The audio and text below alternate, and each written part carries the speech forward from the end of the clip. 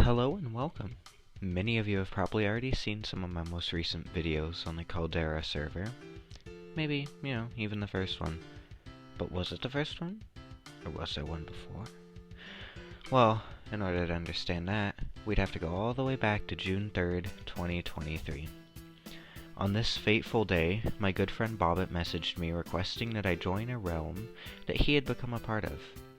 Having played with Sora for a small bit of time before, I was cool with this, but we soon realized that the realm link didn't work anymore, and so, through some masterful scheming, we were able to acquire a new code.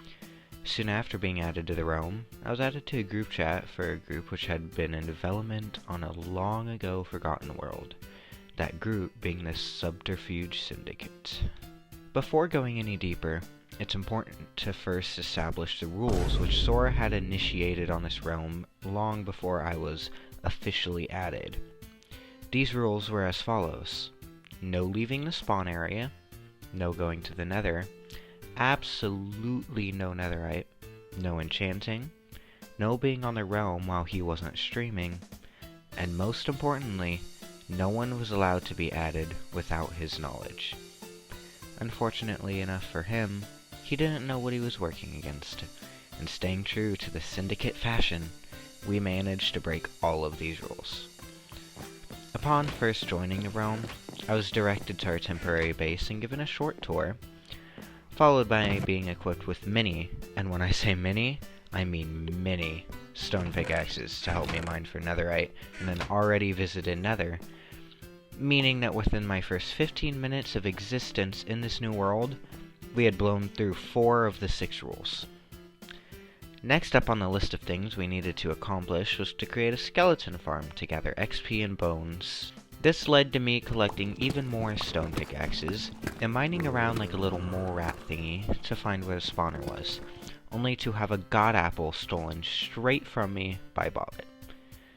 And yet, even after this great act of treason was proposed upon me, the Syndicate continued through, and we began excavating the spawner area. Soon after placing the water to funnel the skeletons, I had to log off for a while, leaving still 2 rules to be broken.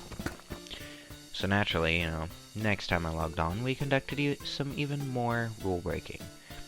For this specific skeleton farm, the spawner was too close to bedrock level to create a funnel drop which would deal enough damage for the farm to become effective. So we needed some soul sand to bring the skeletons up a water chute to a level which would cause a drop that would hurt them enough, as well as some kelp to create the water sources. While the soul sand was pretty easy and we had already broken another rule, the kelp proposed a specific problem, mainly because there wasn't an ocean in spawn area. So, breaking our 5th rule, we sent another member of the Syndicate, Lakers, out to search for some.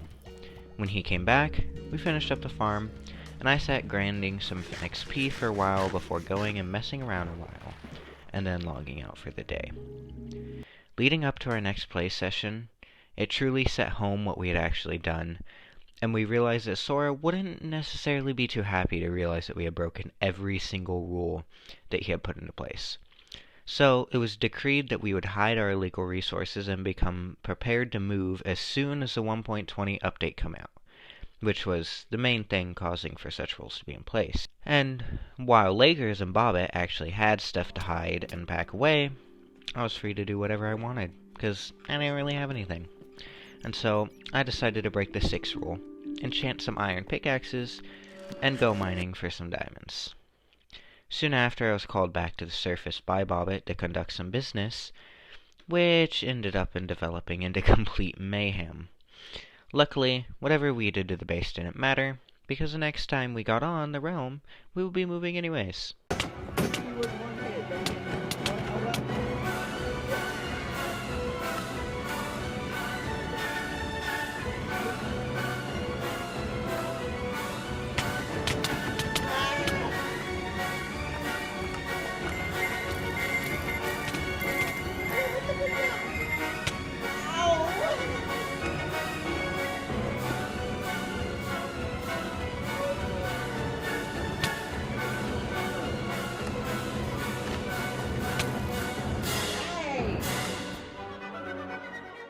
After a few minor deaths and murders, normal everyday stuff, we finished up packing and logged out. We then realized that I hadn't been officially added, and so we decided on a plan.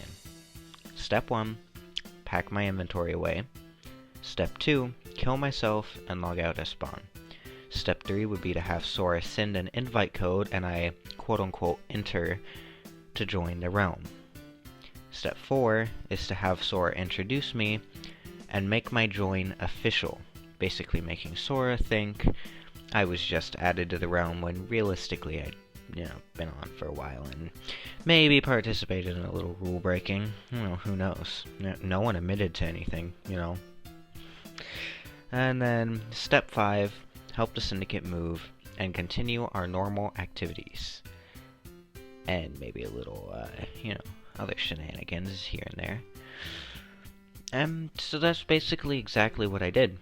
I packed my inventory into a barrel, removed my spawn point from the base, killed myself, and logged out. Overall, it wasn't too illegal, was it? I mean, I'm sure it'll be fine. Sora won't have an issue if he sees this, right? He won't, want to take any revenge or have any anger built up towards us for breaking all of the rules and him finding out months later. No, not at all. I'm sure it'll be fine.